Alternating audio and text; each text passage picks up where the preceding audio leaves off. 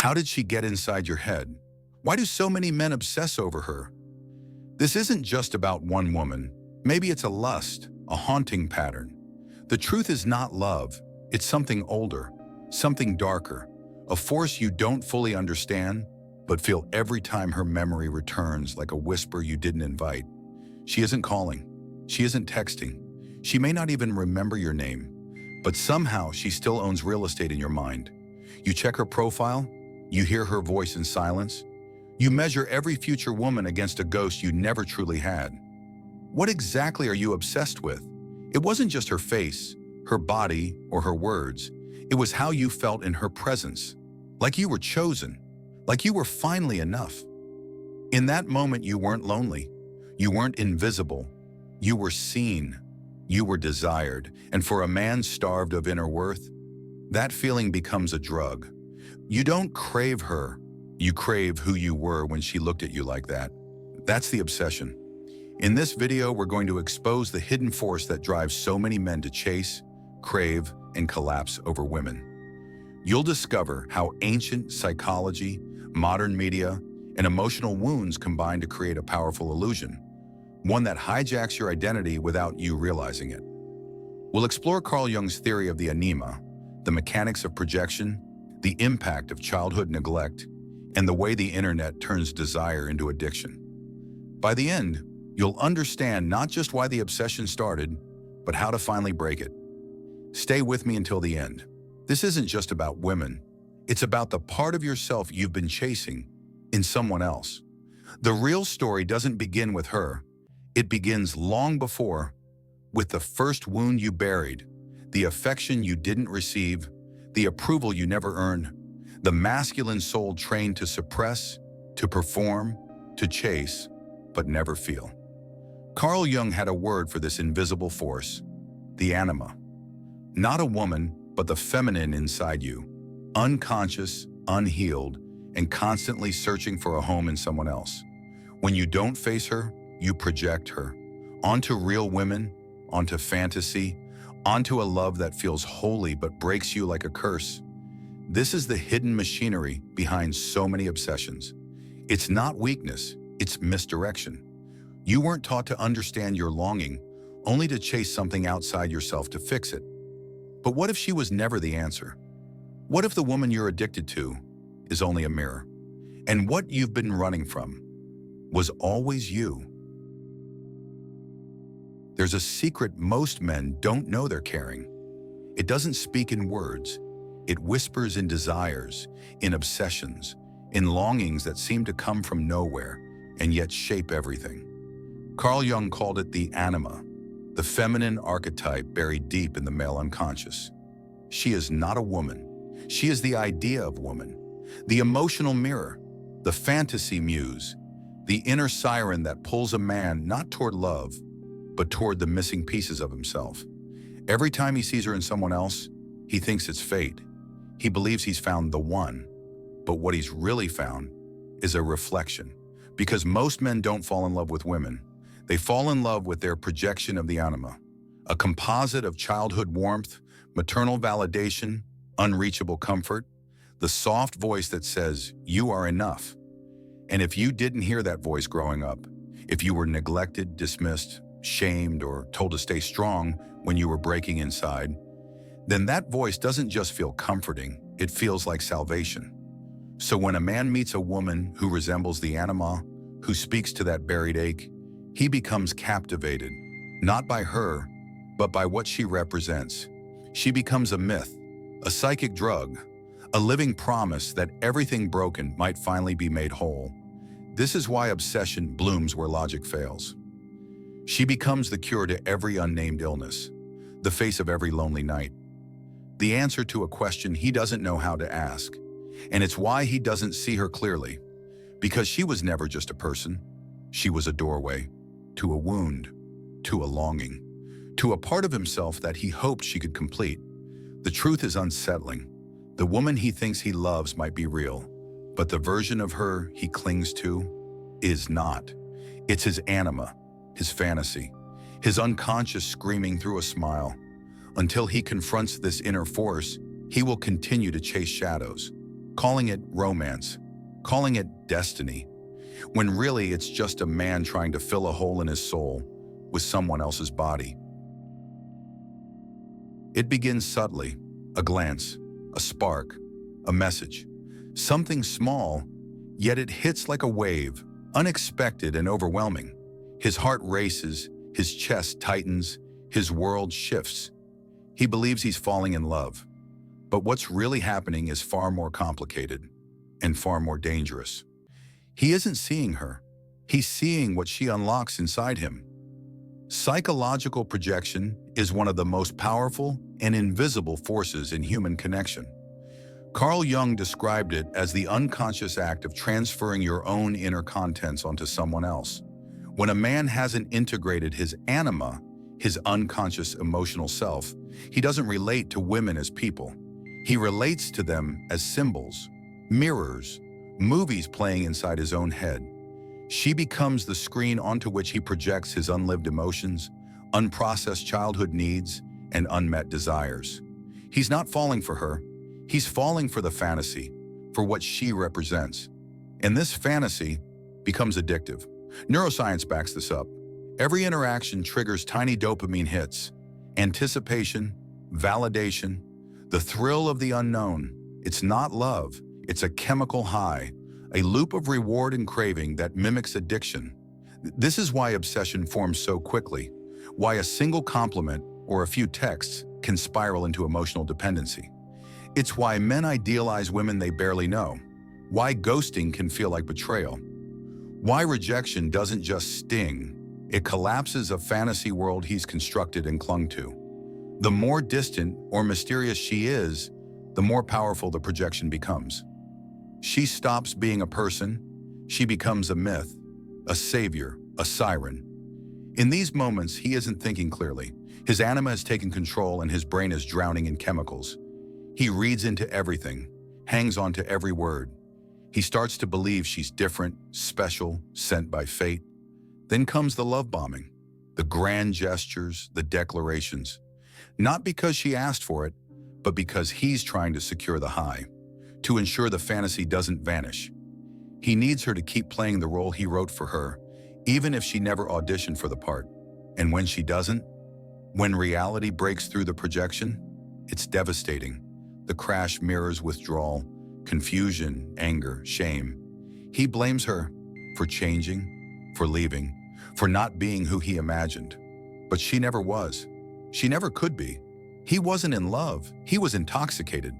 This is the danger of unexamined projection. It turns people into idols, relationships into rituals of self-delusion, and rejection into existential collapse.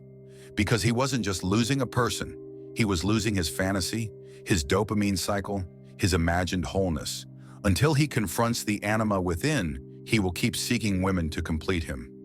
Not because he truly wants them, but because he's chasing the echo of something broken inside. And as long as that echo controls him, no woman will ever be enough. Not because of who she is, but because of what he refuses to face in himself. The anima used to live in dreams. Now she lives on your screen. She's always there, a swipe away, on your phone, in your feed, perfect lighting, flawless skin. The gaze that cuts through pixels and lands directly in the softest part of your psyche. She smiles, speaks, dances, but not for the world. For you, it feels personal, like you matter, like you've been seen, but you haven't. You've been targeted. The modern internet didn't invent fantasy, it weaponized it. What once stirred in the unconscious now scrolls in HD. Algorithms have learned how to package desire, attention, and loneliness into a monetizable experience. The woman isn't just beautiful, she's engineered to be unforgettable. Not because she's real, but because she's more than real. She's hyper-real, simulated intimacy, parasocial attachment, emotional stimulation without emotional risk. This isn't just content, it's psychological seduction. When Carl Jung described the anima, he spoke of the man's inner feminine, a psychic force representing emotion, intuition, mystery. In dreams, the anima appeared as a lover, a guide, or a tormentor, but now she has a face, 10 million faces, curated, compressed, algorithmically optimized to bypass your critical thinking and pierce your emotional defenses. These women become symbols, not of themselves, but of everything a man secretly wishes he had: validation, intimacy, meaning. He doesn't fall in love with them. He falls in love with the idea of being chosen by them. The obsession begins quietly. Late night scrolling, heartbeats quickening, a comment liked, a story watched, a message never answered. He tells himself it's harmless. But inside, the cycle has begun. Craving, reward, withdrawal, repeat. Parasocial relationships blur the lines between real and imagined. She feels familiar. He feels close. But she doesn't know his name, doesn't know he exists. And still he waits, hopes, fantasizes. Not because she promised him anything, but because his psyche filled in the blanks. In this world, attention is currency. Desire is a product. The woman he's obsessed with isn't even a person anymore. She's an avatar for his unconscious, a projection loop, constantly fed by likes, shares, filters, and algorithms that study every click. He isn't addicted to her. He's addicted to who he becomes in her presence. Seen, desired, enough. But it's a lie. There is no intimacy, no connection, only curated fantasy delivered through a screen. He trades his time, focus, and energy for illusions.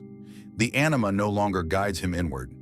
She traps him outward in an endless digital performance of longing. And the more he consumes, the less he creates. The more he watches, the less he lives. He doesn't want her body. He wants her gaze, her approval, her validation. But those things were never hers to give. They were always his to find. Until he reclaims that truth, he will remain captive. Not to her, not to the algorithm, but to the part of himself that still believes he is incomplete. And so the screen glows. The scroll continues. And somewhere deep inside, he mistakes the illusion for salvation. At first glance, it looks like desire. But look closer, and you'll see something more fragile hiding underneath. It's not just that he wants her, it's that he wants to be chosen, not loved, validated. In the eyes of the woman, he sees a mirror. If she looks at him with desire, he feels powerful, masculine, enough. But if she turns away, if she hesitates, if she chooses someone else, he doesn't just feel rejected, he feels erased. This isn't love, it's dependency dressed as romance. Somewhere along the line, many men began tying their worth to a woman's gaze. Her approval became their measurement of success. Her affection, their proof of value. Her rejection, a confirmation of every hidden insecurity they've buried for years. The woman becomes judge, jury, and reward. When she wants him, he walks taller. When she doesn't, he questions everything. His appearance, his masculinity, his identity. It's not just heartbreak that follows, it's shame. Not because she took something from him, but because he had nothing of his own to begin with. This is the quiet truth most men never say out loud. They don't just chase women, they chase themselves through women. Their self-worth, their identity, their meaning. The feminine becomes the measuring stick of their masculine. She becomes the mirror through which he tries to see himself. And every time she reflects something less than desirable, he crumbles. What begins as longing ends in dependency. She becomes the source of his emotions, his highs and lows, his confidence and collapse. It's not obsession, it's outsourcing. Instead of building a foundation of internal value, many men hand that power away, subtly, unknowingly, and then spend their lives trying to earn it back. But no woman, no matter how loving, can fix a man who believes he is unworthy without her. Until he confronts the emptiness within, the part of him that only feels real when someone else sees him, he will always confuse infatuation for salvation. The woman didn't make him feel this way. She just revealed the void already there.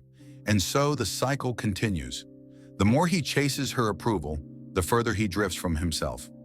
Until one day he wakes up not knowing who he is without someone to reflect it back to him.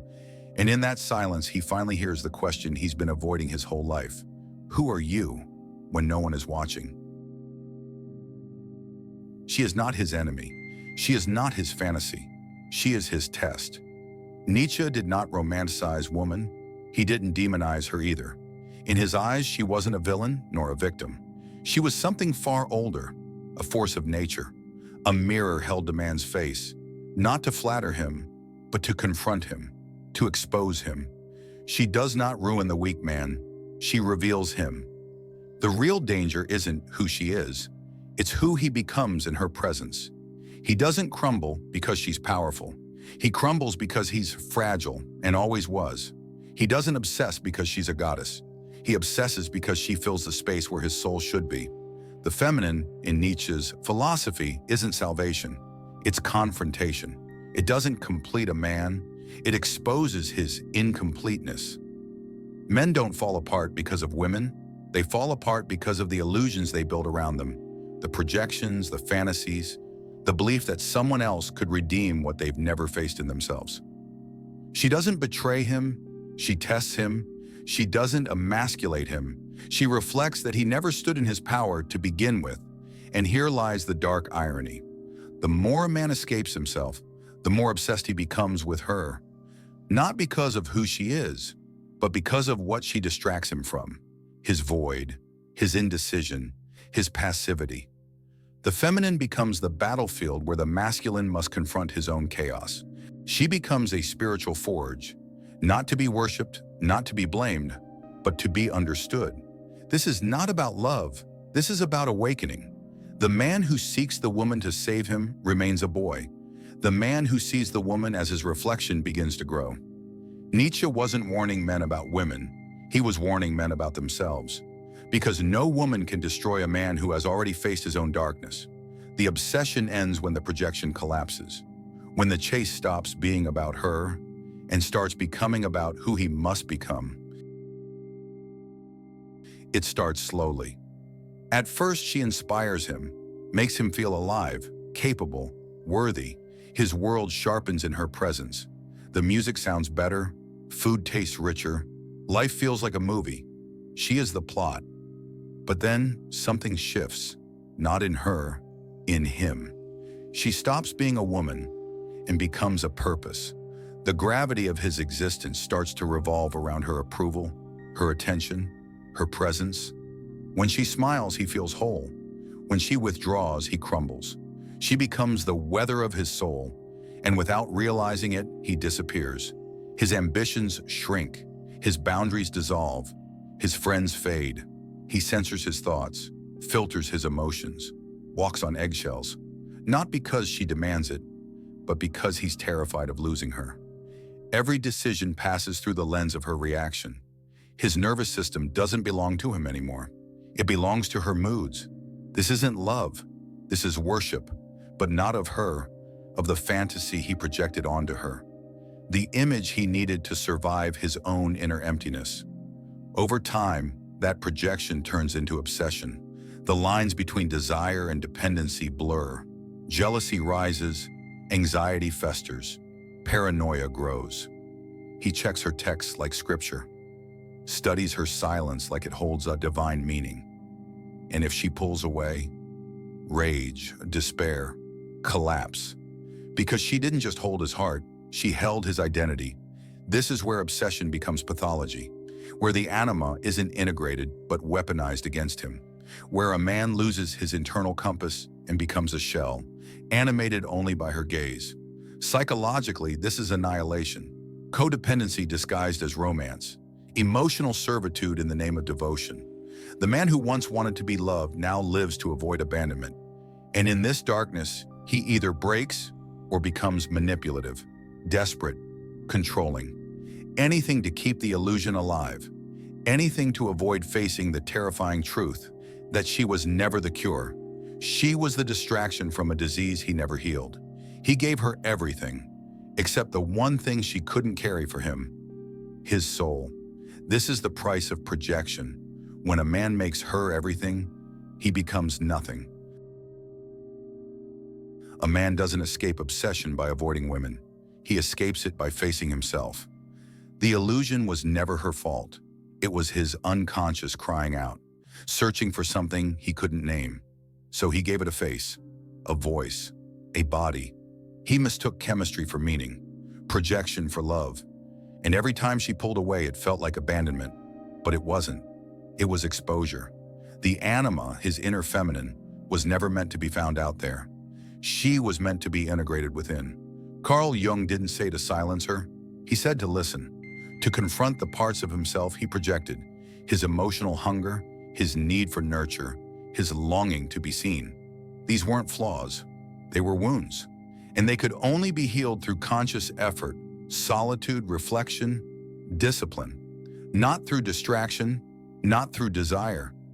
Shadow work begins when a man stops running, when he stops blaming the woman, the world, or fate, and turns the mirror around.